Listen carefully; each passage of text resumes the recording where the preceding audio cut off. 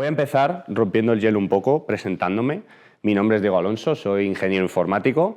Sé que esto puede parecer un poco raro, ¿no? Un ingeniero que venga a hablar de diseño, pero yo siempre fui enamorado de todo el tema visual, de todo el tema de, digamos, de cómo las cosas se ven y de cómo es la experiencia, y al final me convertí en diseñador de producto. Estoy ahora en LiveRay.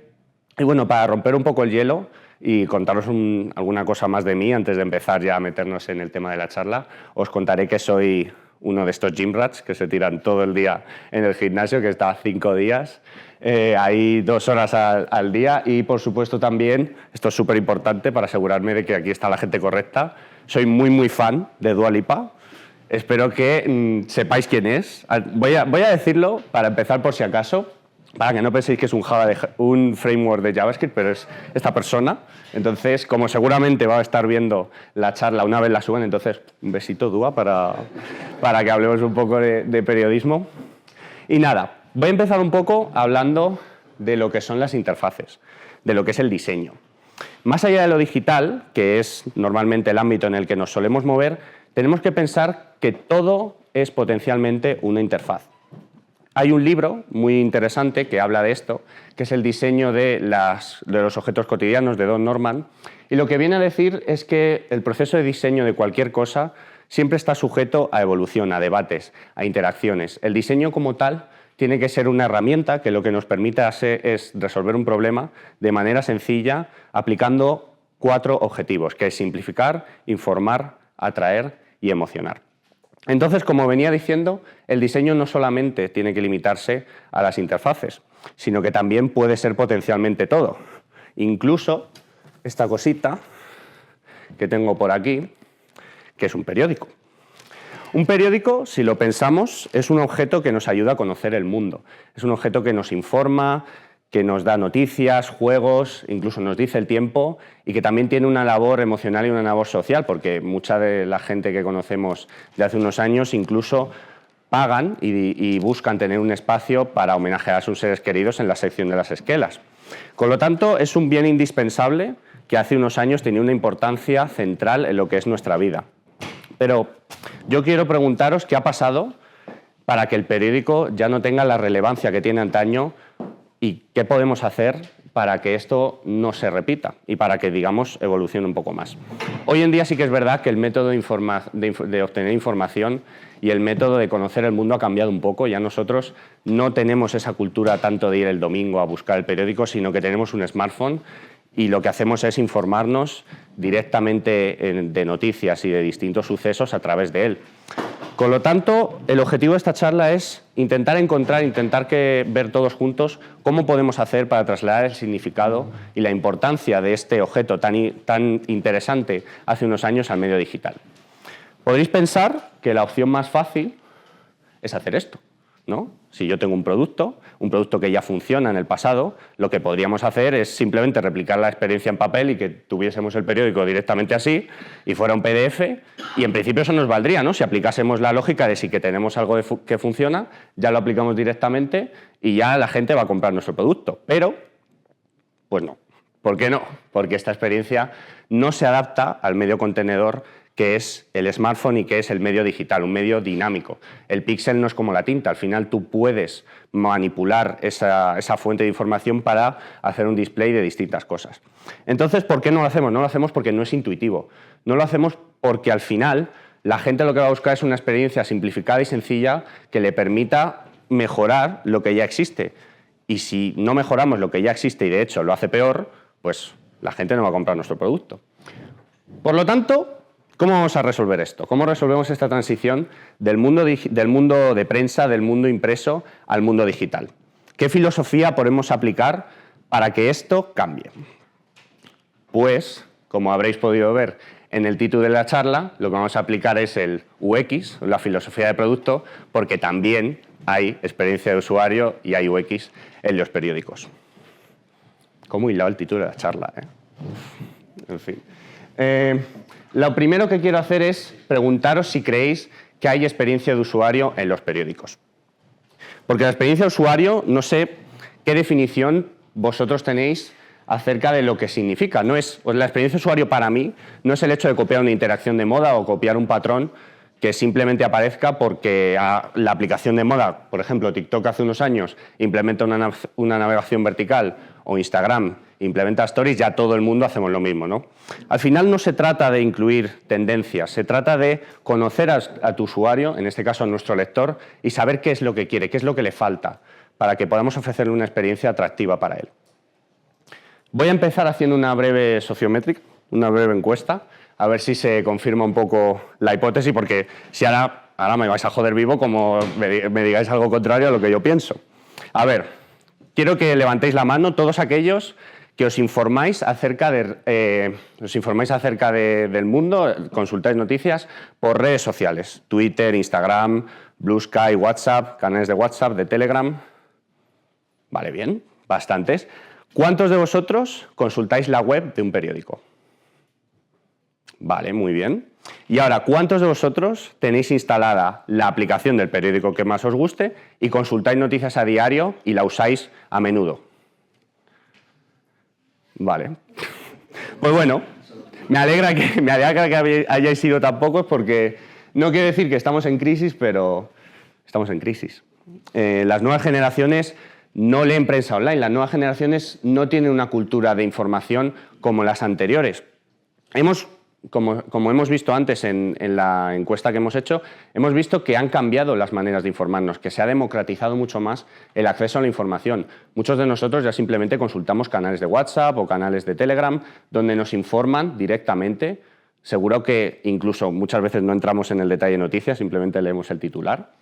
Y esto tiene una importancia porque al final, como podemos ver en una encuesta que publicó recientemente El País, el 72% de las nuevas generaciones de los jóvenes prefieren informarse incluso a través de un amigo y un familiar antes que de los medios tradicionales. Esto es una crisis de confianza en lo que han sido las fuentes de información tradicionales, los medios. La distribución, como os he dicho antes, es mucho más democrática, con lo cual la hipótesis que podríamos manejar es que ya los jóvenes no están interesados en leer, ya no estamos interesados en tener un hábito de lectura.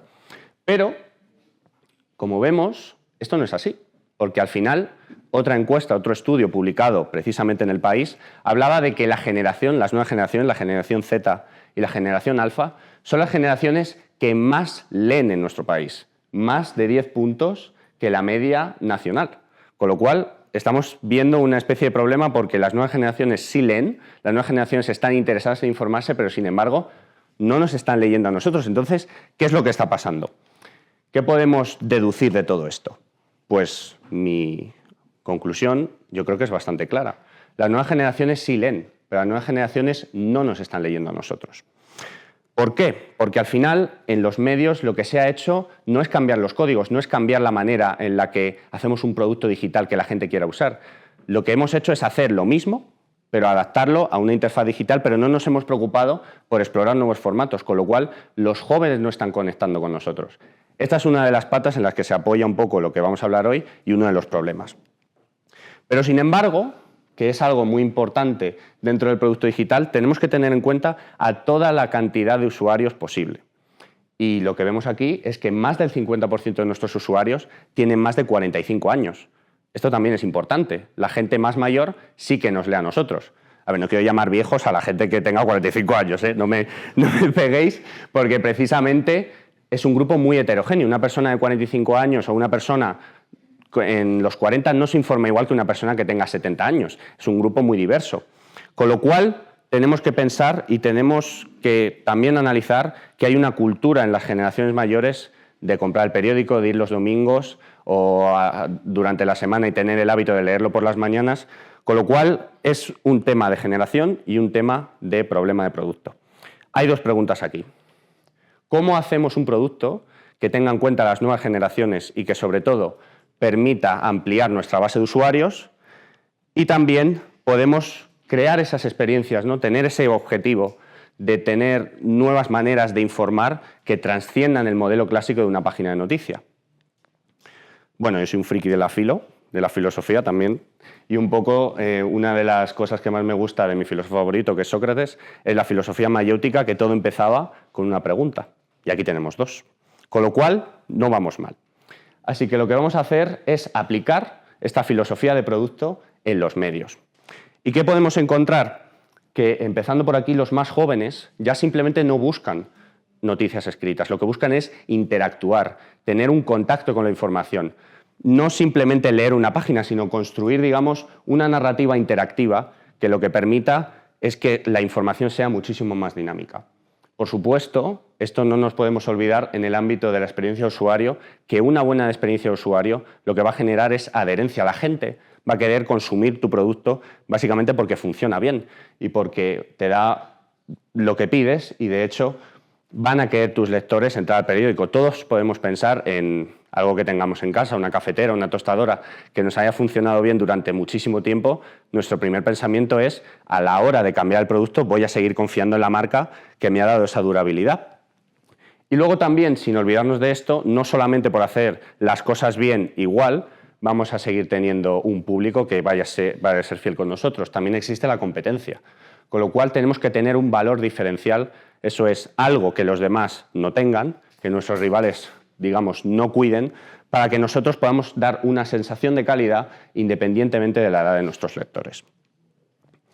Así que bueno, todo esto está muy bien, pero el mundo también no todo es bueno y también tenemos que tener en cuenta las necesidades del sector y sus circunstancias. Para empezar, tenemos que saber que el periodismo se sostiene mediante ingresos por publicidad. Y todos yo creo que tenemos en mente las páginas de noticia ahora mismo, que son un poco esto. Que son un poco pop-ups interminables. Y al final, ¿qué pasa con esto? Que si yo he visto que quiero adoptar un gato y quiero leer una noticia y me salen 500 fotos de gatos y no me dejan ver la noticia o simplemente me ponen un muro de aceptar cookies o de aceptar suscripción, al final esta experiencia, ¿qué es lo que nos genera? Nos genera un punto de fricción. Nuestro usuario no va a querer entrar en una web que parece esto, porque al final lo que va a pasar es que desconecte mucho antes y diga, ¿para qué voy a entrar en la página de detalle de noticias si simplemente puedo informarme por redes sociales? Entonces tenemos un primer punto que cambiar. Luego también, si no queremos publicidad, el dinero tiene que venir de otro sitio. El dinero tiene que venir, por ejemplo, de usuarios suscritos.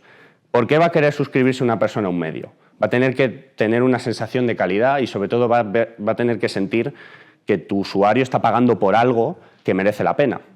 Y aquí quiero ilustraros con dos ejemplos muy interesantes. Un ejemplo bueno, en este caso el New York Times. A mí me gusta mucho cómo hacen ellos el producto software.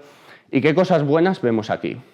Para empezar, tenemos un CTA muy claro, muy directo, muy simple. No tienen CTAs agresivos por toda la página intentando convencerte del valor de su producto, ya que ellos están seguros de que su experiencia merece la pena. En este caso, simplemente hay un texto que no es suscríbete y descubre un valor ilimitado, o suscríbete y verás un mundo lleno de noticias. No, simplemente es suscríbete por 50 céntimos a la semana. Y cuando tú entras en su página, en su landing de producto, lo que puedes ver es que no te están diciendo cosas externas al producto, sino que simplemente te están describiendo lo que vas a encontrar de manera muy visual, de manera muy directa. Ellos te venden lo que hay dentro de la experiencia del New York Times.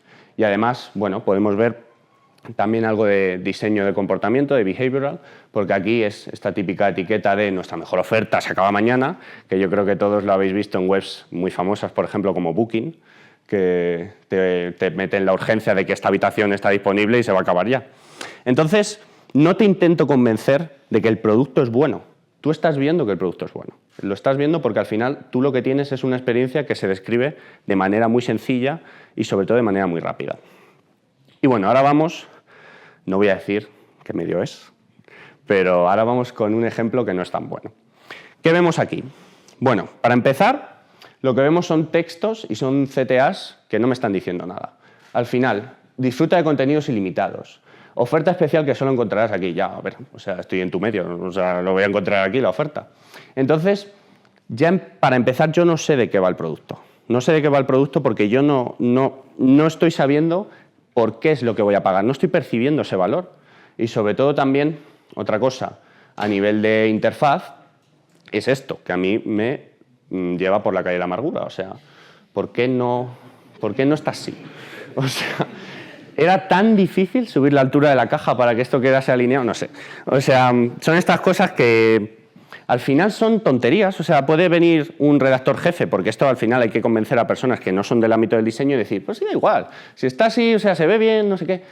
Pero al final, Esto lo que pasa es que no genera sensación de calidad, porque a ti mismo no te está importando cómo se ve el producto. Si no te importa a ti, ¿cómo vas a hacer que una persona vea ese valor para que pague ese dinero? Pero bueno, somos unos enamorados del periodismo, somos los salvadores de la información y hemos dicho, pero bueno, vamos a suscribirnos, vamos a ver qué pasa y bueno, sorpresa, no sé, o sea, no sé ni qué voy a pagar y ya me está pidiendo un login. No tengo idea de lo que estoy pagando, los textos también son poco claros, tenemos esta especie de, yo creo que es un stepper digamos, de distintos pasos que tienen que seguir y me encanta que dice, estás a un paso de tu suscripción y hay 3 pasos. Pues bueno, si alguien, o sea, si precisamente nosotros vemos esto, lo que ya estamos sintiendo es que el producto que nos están intentando vender no tiene valor porque no le están dando ese cuidado a lo que es la experiencia de suscripción, que es una de las bases en las que se sostiene este negocio. Con lo cual, ¿qué podemos hacer con esto si al final, si nuestro usuario no está sintiendo que va a pagar por algo de calidad y ni siquiera sabe por lo que paga, cómo vamos a saber transmitir ese valor para que alguien decida suscribirse y aumente nuestros ingresos? No va a haber suscriptores. Y por último, tampoco quiero aquí ser muy malo con las redacciones, pero sí es verdad que los recursos son límites. En las redacciones normalmente existe precariedad, existen redactores que tienen que trabajar muchísimo, también poco equipo de diseño, con lo cual, ¿cómo priorizamos estos flujos y cómo priorizamos estos productos? Sacamos menos noticias con mayor calidad, sacamos menos contenidos con mayor iteración y mayor reflexión, o sacamos más cantidad de, por ejemplo, esta es la nueva crema de pistacho del Mercadona que te va a hacer alucinar, y ves esa misma noticia 30 veces en los distintos medios, ¿no? Entonces, tiene que haber un balance, porque al final también tiene que haber ingresos y sobre todo tiene que haber una generación de recursos para que luego podamos hacer experiencias interesantes.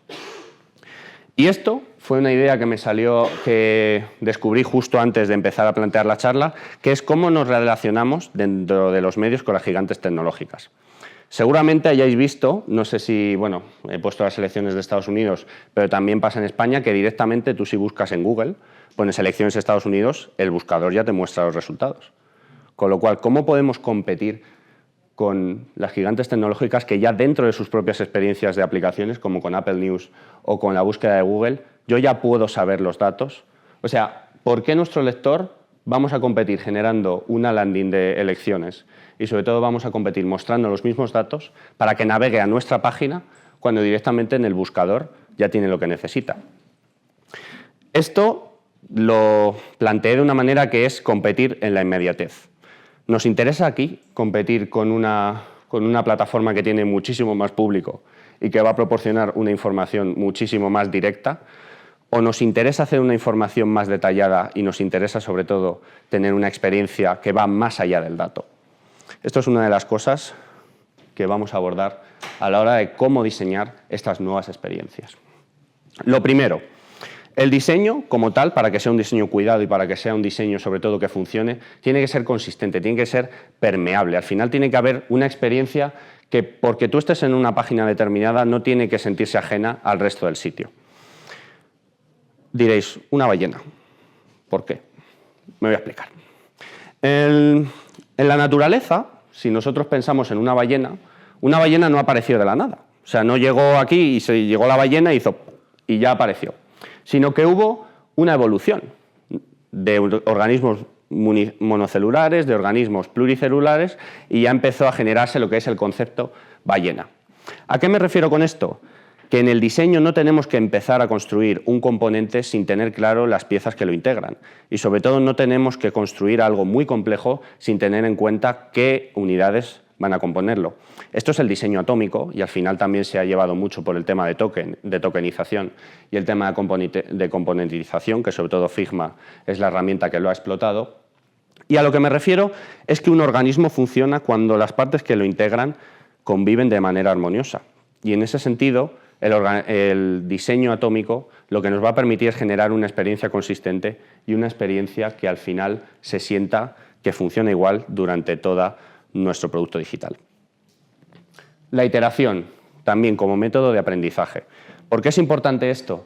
Porque nunca la mejor idea es la primera idea. Esto lo he sentido muchísimo a lo largo de mi carrera también como diseñador de producto, y es que un diseño sin análisis, un diseño sin datos, no sirve de nada. Tenemos que probar, tenemos que iterar y tenemos sobre todo que pensar que la primera idea nunca es la mejor y que siempre hay margen de mejora. Se siente injusto comparar estos dos productos, pero en realidad este ya era redondo en su tiempo y hubo un proceso de iteración que nos llevó a una experiencia muchísimo mejor. Yo mismamente soy muy cabezota, de hecho, gente que trabaja conmigo, sobre todo en el evento TechFest, lo sabrá, de que a la hora de diseñar una web, la primera idea no siempre es la mejor. Tiene que haber un proceso de trabajo, un proceso de discutir, de debatir y de iterar para que tengamos una experiencia que, como veis, la primera era buena, pero si hay más trabajo y más colaboración entre equipos, es mucho mejor. No es justo comparar el pasado con el presente sin tener en cuenta todo ese proceso que vemos aquí. Y otro punto que me parece muy importante es jamás desechar una idea. ¿Por qué? Porque yo soy muy cabezón normalmente y yo me quedo como muy enrocado en, por ejemplo, esto funciona muy bien en una experiencia así muy pequeñita, un detalle de interacción muy chulo, pero a lo mejor luego en el producto global no funciona. ¿Y por qué es difícil? Porque al final hay que saber también renunciar a distintos momentos, a ideas que tú piensas que son muy buenas, pero que sin embargo no funcionan en lo que son, digamos, el cómputo del producto. Yo creo que es importante el hecho de planear y el hecho de pensar que porque una idea pequeñita no funciona en un contexto de un producto no significa que lo que hagas en el futuro pueda funcionar. Lo importante, yo creo, es que volvamos también sobre nuestros pasos, que, digamos, miremos esos problemas que han surgido en el pasado, porque quizás las ideas que tuvimos que no funcionaron para el problema que comentamos actualmente sí que puedan servir para el futuro.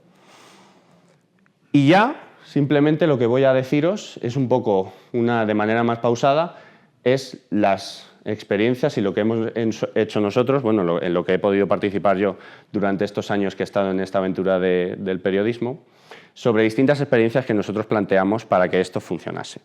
Entonces, voy a ver si os lo puedo enseñar, que yo creo que es más chulo, que es aquí, me parece. A ver si me funciona. ¿No funciona? Mira ahí, yo creo. Pues no. A ver, voy a intentar, que tenemos tiempo, yo creo, ¿no? Bueno, mi Spotify, muy bonito. No me va. Bueno, pues voy a intentar contarlo un poco por encima. Vale, en este caso lo que creamos fue una herramienta que era, así era el nuevo Congreso de los Diputados.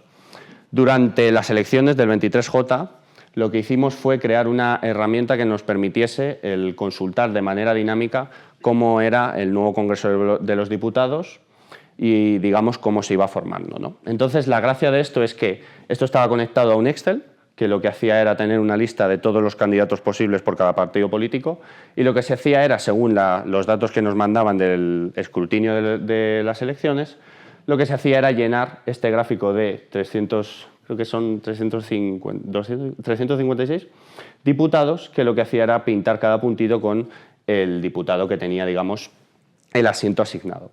Esto lo que hacía era una herramienta muy chula, que lo que también era poder filtrar por diputados. Por ejemplo, había distintos filtros por edad, por género y por partido político. Y tú podías seleccionar diputados de 18 a 35 años del PSOE que repetían en estas elecciones, ¿no? Y lo que te salía era un listado que lo que te permitía era mirar, digamos, esos diputados y ver los datos. Voy a intentarlo otra vez para ver si no me falla, porque de verdad que era muy chulo. A ver. ¿Tienes la URL? Sí, la tengo. Voy. A ver, es que es un poco difícil hacerlo así. No, es que estaba ahí puesto. Espera. Voy a hacerlo desde aquí, que lo veo más claro, y os lo paso. Vamos bien de tiempo, ¿no? Genial. Pues entonces me voy a enrollar un poco más. No, esto no. A ver, espera. Qué suspense, ¿eh? A ver. En Chrome, aquí. Mira, ya lo hago así más directo. ¿Se ha ido aquí otra vez? Joder. A ver. ¿Era esta? No, esta es la del Mediterráneo. A ver. Bueno, spoiler de lo que va a venir ahora. A ver.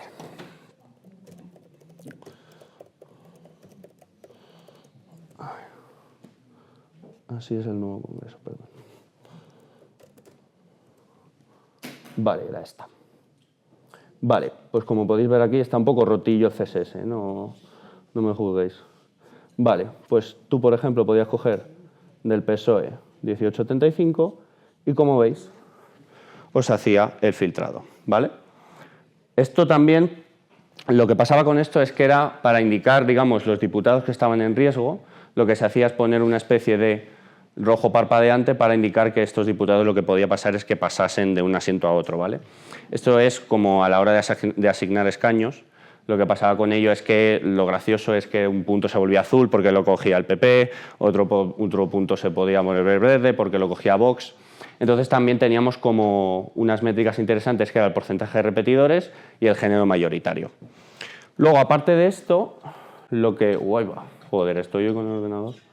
Lo que pasaba también con esto era que simplemente hacíamos lo que os decía antes, ¿no? Que la información no solamente era texto, sino que también era visual y teníamos, digamos, la comparación entre hombres y mujeres para ver qué porcentaje de variación había respecto a otras elecciones pasadas, la edad media, que esto también era interesante de ver, ¿no? Cuánto de envejecido era el nuevo Congreso, y también estos gráficos que lo que hacían era por cada tramo de edad, como podéis ver aquí en el hover, lo que nos informaba era como el porcentaje por grupo de edad dentro de los partidos políticos. Esto era interesante porque al final veías cuánto de joven era un partido integrando en el Congreso y cuánto de viejo era, ¿no? También tenías aquí por número de diputados y por porcentaje.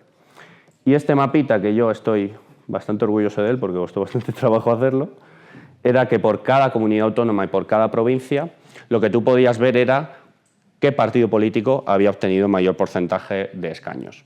En este caso, cuando clicabas en uno en concreto, lo que te decía era la provincia con mayor porcentaje, la provincia con menor y dónde había perdido más escaños. Esto a la hora de hacer narrativas complementarias, que es bastante interesante el hecho de generar contenido a partir de un evento o a partir de una noticia que nosotros incluyamos, lo que nos permitía era generar un análisis que partiese de estos gráficos, ¿no? Estos gráficos, lo interesante de ello era que, digamos, nutrían más informaciones y lo que nos permitían era generar un contenido que permitiese a nuestro usuario mantenerse más tiempo en el sitio y, por lo tanto, mejor para nosotros. De hecho, ya que tengo tiempo, os contaré que en las elecciones, creo que esto fueron en las municipales, lo que hicimos también era tener una página de mis elecciones. Dentro de esta página lo que podíamos hacer era configurar, por ejemplo, en las municipales y autonómicas tenía más sentido ya que eran más precisas, nuestras propias localidades dentro de la página de usuario para que lo que nos permitiese fuese configurar y decir, vale, en mi pueblo quiero seguir las elecciones o en mi comunidad autónoma, y al final teníamos como, digamos, esa sensación de pertenencia, ¿sí? O sea, era como que podíamos, en ese sentido, informar al usuario de lo que verdaderamente le importaba. Voy a avanzar a ver al siguiente, a ver si el siguiente me funciona. A ver. Bien. Vale, la del Mediterráneo. Esta fue una narrativa que, como podéis ver aquí, es una narrativa interactiva que tiene un valor añadido. En ese sentido, lo que hacemos es dar un protagonismo y dar valor al periodismo riguroso, al periodismo ilustrado también con interacciones que únicamente no se centran en lo que cuentan, sino también en cómo lo contamos.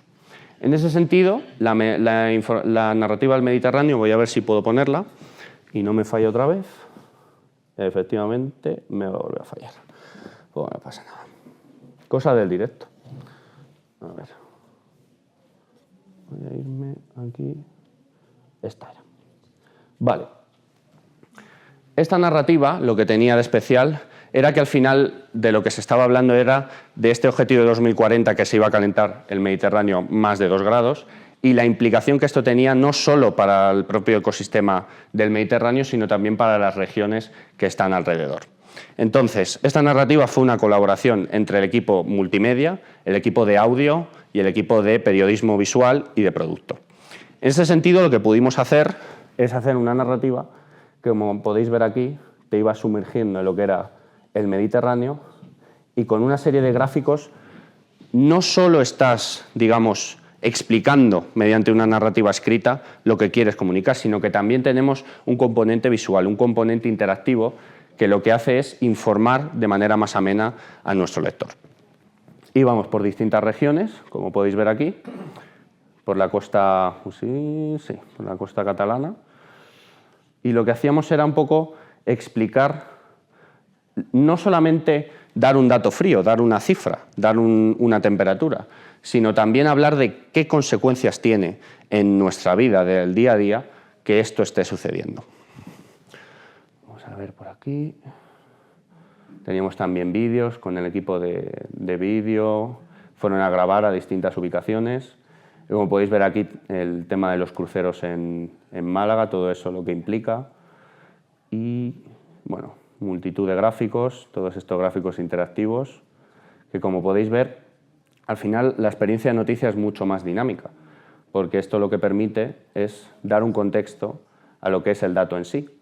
Lampedusa en Grecia, en fin, bueno, un poco esta era la idea. Esta noticia, bueno, estuvimos muy orgullosos de ella, porque ganó un primer premio de periodismo de medio ambiente y sostenible, entonces fue uno de los proyectos que más ilusión nos hizo en el equipo. Y voy a ver... Vale. Bien. La experiencia de podcast también fue un proyecto... Este fue el proyecto quizás el más grande que yo tuve que afrontar, que fue un rediseño completo de lo que era la experiencia de podcast dentro de los medios regionales. Y lo que nos permitía era hacer una elevación de lo que era el contenido. Nosotros lo que nos pasaba es que teníamos bastante contenido, muy localizado dentro de cada medio, pero no había, digamos, una interfaz que acompañase, ¿no? El proceso era muy confuso, la arquitectura de la información no tenía una verticalidad fácil que permitiese al usuario reproducir directamente desde la primera página, sino que tenías que navegar a la página de detalle.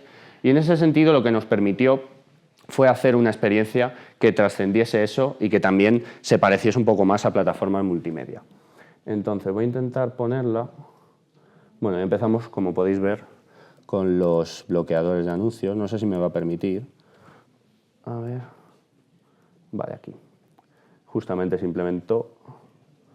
¿Veis? Y como podéis ver aquí, o sea, me gustaría enseñaros lo que había antes, pero sí que es verdad que lo que más nos interesaba era que el lector pudiese desde la portada de podcast tener una reproducción instantánea. También lo que se hacía era resaltar todos los proyectos que había dentro del medio y también teníamos distintas categorías, ¿no? Por ejemplo, en Fuera del Radar tenemos todos los episodios y digamos que lo que buscábamos era tener una experiencia muchísimo más pulida que pudiesen reproducir directamente desde aquí y que incluso dentro de la página de reproductor y en aplicación teníamos un reproductor flotante que acompañaba al lector durante toda en la navegación dentro del sitio, ¿vale?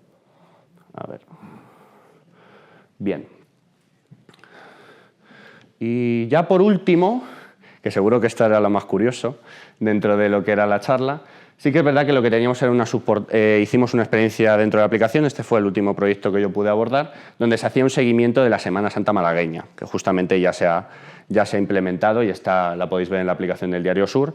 Y lo que conseguimos con esto era, a mí, por ejemplo, personalmente era acercarme a un entorno que quizás no me era tan familiar. A mí no tenía mucha idea de lo que era, por ejemplo, una procesión, un traslado, la cuaresma, eran este tipo de cosas que cuando tú lo ves desde fuera es difícil crear un producto que funcione para los demás, pero esa es un poco la gracia y eso es lo interesante de un diseñador, y es que te permite empaparte de muchísimos contextos que a lo mejor no son el tuyo propio y pensar, digamos, con esa mentalidad de diseño centrado en la gente que te va a usar.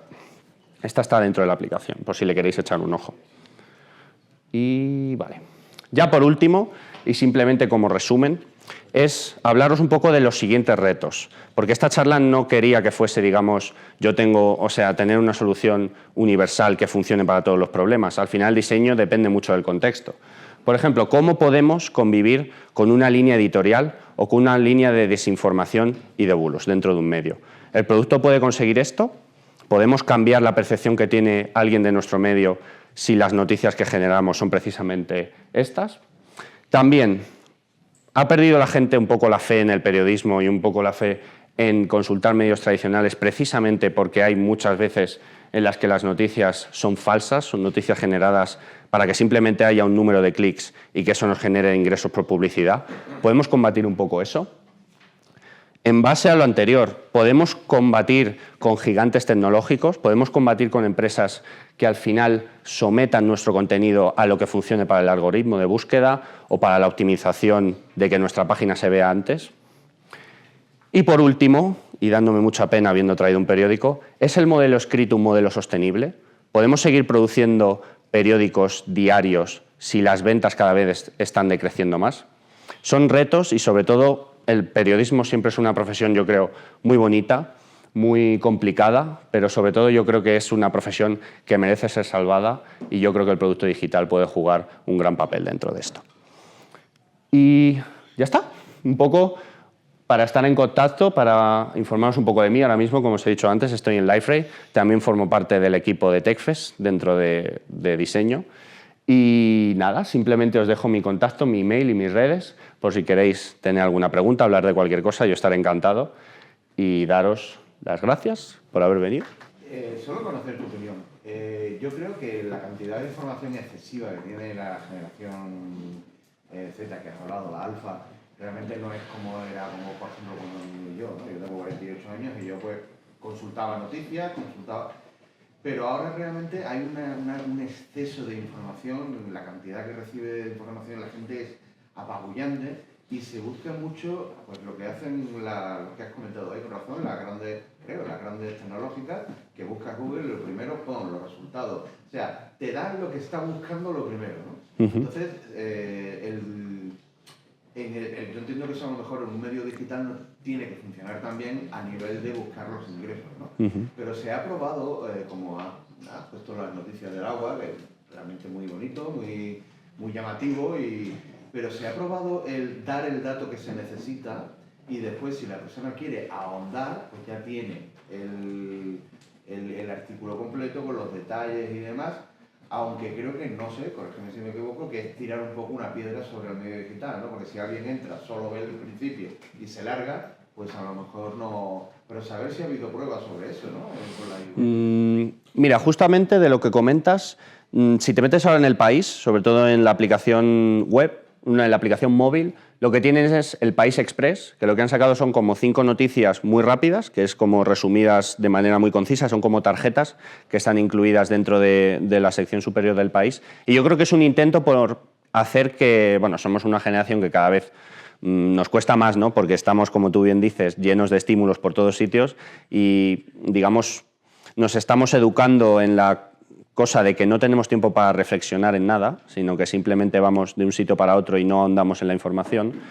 Y es complicado. O sea, yo creo que al final toda esta estrategia digital también dentro de los medios, con canales de WhatsApp, canales de Telegram, al final es un intento de que la gente quiera entrar en el periódico, pero como tú bien dices, es un reto a la hora de que la gente vea la información que quiere encontrar dentro de la página del periódico. Hay bastantes iniciativas. Yo, por ejemplo, me puedo acordar que había como una idea dentro de nuestro medio, que era como un abstracto dentro de la página de noticia, que lo que te hacía era un resumen al principio y luego si querías ahondar podías entrar. Es difícil. O sea, yo creo que también no solo combates, porque piensa que tampoco combates con la interacción, sino que también combates con redactores y jefes de dirección que lo que buscan es no, porque la información tiene que ser completa, tiene que ser larga, tiene que ser... Es una cultura diferente. Yo creo que hasta que no haya, digamos, un cambio generacional en las redacciones y la gente que las lleve se preocupe por esto, pues veremos si el periodismo aguanta para entonces.